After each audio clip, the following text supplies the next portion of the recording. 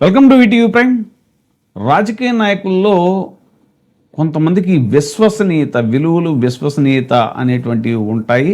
జనరల్గా రాజకీయ నాయకులను తీసుకుంటే వాళ్ళు ఏదైనా మాటిస్తే అదంతే, రాజకీయ నాయకుడు వాగ్దానం లాంటిది అనేటువంటిది, అంటే బ్రీచ్ ఆఫ్ ట్రస్ట్ అనేటువంటిది వాళ్ళదొక పేటెంట్ కింద ఫీల్ అవుతారు రాజకీయ నాయకులు. అతి కొద్ది మంది రాజకీయ నాయకులు మాత్రం మాట తప్పము మడమ తిప్పము అనేటువంటి వ్యక్తిత్వం కలిగినటువంటి వ్యక్తుల్లో ముందు వరుసలో రాజశేఖర రెడ్డి గారు ఉంటారు.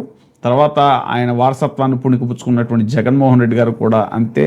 ఆయన నేనున్నాను, నేను విన్నాను అనేలాగా, అలాగే మాటిస్తే తప్పడు జగన్మోహన్ రెడ్డి అనేటువంటిది మనం అనేక విషయాలు అనేక సందర్భాల్లో చూసాము. ఆయన ఏదైనా మాటిస్తే ఈవెన్ ఓపీఎస్ మన సిపిఎస్ రద్దు చేసి ఓపీఎస్ని మళ్ళీ ఇది ఇస్తాము, ఓపీఎస్ని పునరుద్ధరిస్తాము అనేటువంటి హామీ ఆయన అనుకోకుండా ఇచ్చినా కూడా, ఒక అంచనా లేకుండా ఇచ్చినా కూడా దాన్ని నిర్బంధంగా, దాన్ని నిజాయితీగా ఒప్పుకుని, ఎస్ నేను నా ఎస్టిమేషన్ రాంగ్ అయిందని ఒప్పుకుని దానికి అంతే సమానమైనటువంటి జీపీఎస్ విధానాన్ని తీసుకొచ్చినటువంటి, గ్యారంటీ పెన్షన్ స్కీమ్ని తీసుకొచ్చినటువంటి వ్యక్తి. ఇంకా సరే, నవరత్నాలుగా ఆయన ఇచ్చిన హామీల్లో తూచా తప్పకుండా చెప్పిన దానికన్నా ఎక్కువ, దాదాపు 2.5 లక్షల కోట్ల రూపాయల డీబీటీ చేయటం కానీ, ఏది కరోనా 3 సంవత్సరాలు కరోనా లాంటి భయంకరమైన విపత్తుని ప్రపంచాన్ని కుదిపేసినటువంటి ఒక సంక్షోభాన్ని తట్టుకుని కూడా ఆ స్థాయిలో ఆయన సంక్షేమం చేయటం, ఇంకా విద్యా వ్యవస్థ గురించి, విద్యా వ్యవస్థలో తీసుకొచ్చిన నాడు నేడు సంస్కరణలు కానీ, మెడికల్ కాలేజీలు, ఇదే దాదాపుగా 17 మెడికల్ కాలేజ్ దేశ చరిత్రలో ఏ రాష్ట్రంలో లేనటువంటి విధంగా కేవలం 2-3 ఏళ్ల వ్యవధిలోనే 17 మెడికల్ కాలేజీలు తీసుకురావడం కానీ, ఇంకా ఎయిర్పోర్ట్, భోగాపురం ఎయిర్పోర్ట్ కానీ, ఇవి కానీ ఇవన్నీ ఫినిష్ చేయటం కానీ, పోర్ట్లు, ఏది మన మచిలీపట్నం పోర్ట్ కానీ, మూలపేట పోర్ట్ కానీ ఇవన్నీ చేయటం కానీ, వాట్ నాట్. అసలు కేవలం ఆయన కరోనాని పక్కన పెడితే కేవలం 2 సంవత్సరాలు మాత్రమే పరిపాలించినట్టు, ఆ 2 సంవత్సరాల్లో ఆయన చేసిన అద్భుతాలు నిజంగా కూడా ఆయన చెప్పుకోవడానికి సరైన మీడియా లేకపోవటం వల్ల కానీ, లేదంటే అవి ఖచ్చితంగా భవిష్యత్ తరాల్లో అవి చెప్పుకోవడానికి అద్భుతాలే అవుతాయి అనేటువంటిది రాజకీయ పరిశీలకుల యొక్క అభిప్రాయం అది. సో అలాంటి వ్యక్తి దగ్గరికి ఏదైనా పని మీద వెళ్తే మనకు ఖచ్చితంగా ఆయన హామీ ఇస్తే పని అయిపోతుంది అంటాను కూడా. తాజా ఉదాహరణ ఏంటంటే, వైఎస్ఆర్సీపీ అధినేత మాజీ సీఎం వైఎస్ జగన్మోహన్ రెడ్డిని ఉపాధ్యాయ సంఘం నేతలు కలిశారు. తమ సమస్యలపై వైఎస్ జగన్మోహన్ రెడ్డి గారికి ఉపాధ్యాయులు వినతి పత్రం ఇచ్చారు. సర్వీసులో ఉన్న ఉపాధ్యాయులకు టెట్ నిబంధన సరికాదు అని వైఎస్ జగన్మోహన్ రెడ్డి గారికి వివరించారు.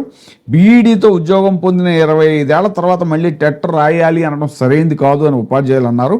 ఈ అంశంపై వైఎస్ఆర్సీపీ ఎంపీలు కేంద్రంతో మాట్లాడతారు అని వైఎస్ జగన్మోహన్ రెడ్డి హామీ ఇచ్చారు. సమస్యను కేంద్ర విద్యామంత్రి దృష్టికి తీసుకెళ్తామని కూడా ఆయన చెప్పారు. అన్నట్టుగానే కేంద్ర విద్యాశాఖ మంత్రి ప్రహ్లాద్ జోషికి వైఎస్ఆర్సీపీ ఎంపీలు, టీచర్ ఎమ్మెల్సీలు వినతి పత్రం అందజేయడం జరిగింది. సీఎం చంద్రబాబు, మంత్రి లోకేష్ సమస్య పరిష్కరించకుండా చోద్యం చూస్తున్నారని కూడా వాళ్ళు ధ్వజమెత్తారు. పార్లమెంట్ సమావేశాల్లో ప్రైవేటు బిల్లుతో పాటు అన్ని మార్గాల్లోనూ ఒత్తిడి తెస్తామని వెల్లడించారు. ఇన్ సర్వీస్ టీచర్లకు టీచర్ ఎలిజిబిలిటీ టెస్ట్ నుంచి మినహాయింపు ఇవ్వాలని వైఎస్ఆర్ కాంగ్రెస్ పార్టీ కేంద్ర ప్రభుత్వాన్ని కోరింది.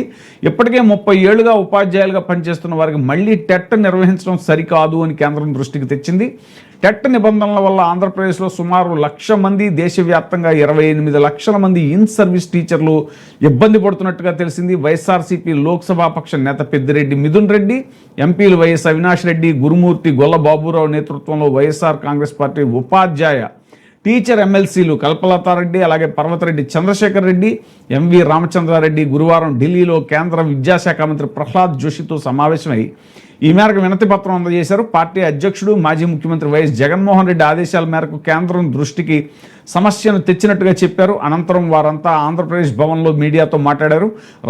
రాష్ట్ర ప్రభుత్వం స్పందించకపోతే ఉద్యమిస్తాం, సంబంధిత సబ్జెక్టు బోధించే ఉపాధ్యాయులను అన్ని సబ్జెక్టులతో టెట్ పరీక్ష రాయాలి అనడం ఎంతవరకు సమంజసం అని ఎంపీలు ప్రశ్నించారు. టెట్ నుంచి సీనియర్ ఇన్ సర్వీస్ టీచర్లకు మినహాయింపు కల్పించేందుకు కేంద్ర ప్రభుత్వం చట్ట సవరణ చేయాలని కూడా డిమాండ్ చేశారు. ఎన్డీఏ ప్రభుత్వంలో భాగస్వామిగా ఉన్న టీడీపీ ఉపాధ్యాయుల సమస్యపై కేంద్రంపై ఒత్తిడి తేవాలి అని వారు డిమాండ్ చేశారు. టీచర్ల ఓట్లతో గెలిచిన సీఎం చంద్రబాబు, మంత్రి లోకేష్ సమస్యను పరిష్కరించకుండా చోద్యం చూస్తున్నారంటూ కూడా మండిపడ్డారు. రాష్ట్ర ప్రభుత్వం కోర్టులో రివ్యూ పిటిషన్ దాఖలు చేయాలని కూడా సూచించారు.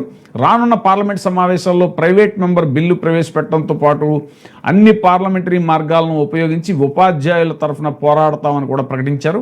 ఎన్డీఏలో కీలక భాగస్వామిగా కొనసాగుతున్న టీడీపీ కేంద్రంపై ఒత్తిడి తేవాలని ఉపాధ్యాయ ఎమ్మెల్సీ రామచంద్రారెడ్డి డిమాండ్ చేశారు. సుదీర్ఘకాలం ఉపాధ్యాయులుగా కొనసాగుతున్న వారిపై టెట్ బలవంతంగా రుద్దడం వారి వృత్తిని అవమానించడమే అంటూ ఎమ్మెల్సీ పర్వతిరెడ్డి చంద్రశేఖర్ రెడ్డి పేర్కొన్నారు. విద్యా హక్కు చట్టం అమల్లోకి వచ్చిన సమయంలో ఇన్ సర్వీస్ టీచర్లకు మినహాయింపులు ఇచ్చిన విషయాన్ని కూడా గుర్తు చేశారు.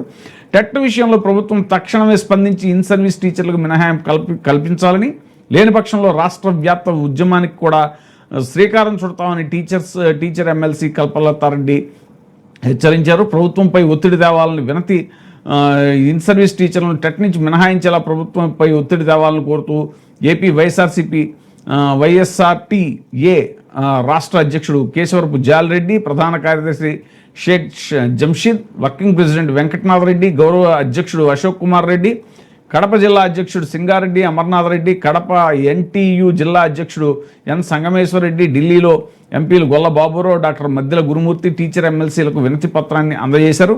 సుదీర్ఘకాలంగా విధులు నిర్వహిస్తున్నామని కొన్ని వేల మంది 2-3 ఏళ్లలో రిటైర్ కాబోతున్న విషయాన్ని కూడా ఎంపీల దృష్టికి తీసుకెళ్లినటువంటి విషయం అనేటువంటిది. సో మాట ఇచ్చారు జగన్మోహన్ రెడ్డి గారు. వెంటనే తన ఎంపీలని అలాగే టీచర్ ఎమ్మెల్సీలని ఢిల్లీ పంపించి కేంద్ర విద్యాశాఖ మంత్రి ప్రహ్లాద్ జోషికి వినతి పత్రం అందించడం, అలాగే భవిష్యత్తులో కూడా ఇక్కడ కనుక రాష్ట్రంలో ఆ విషయాన్ని పట్టించుకోకుండా కేంద్రం మీద ఒత్తిడి తెచ్చి ఆ విధానాన్ని రద్దు చేయకపోతే, టెట్ విధానాన్ని రద్దు చేయించకపోతే మాత్రం రాష్ట్రంలో కూడా ఉద్యమిస్తామంటూ కూడా వాళ్ళు చెప్పడం జరిగింది. ఇప్పుడే సబ్స్క్రైబ్ చేయండి, లైక్ చేయండి, షేర్ చేయండి. వే టీవీ ప్రైమ్, నీ ఉత్తమాభిరుచుల సమ్మేళనం.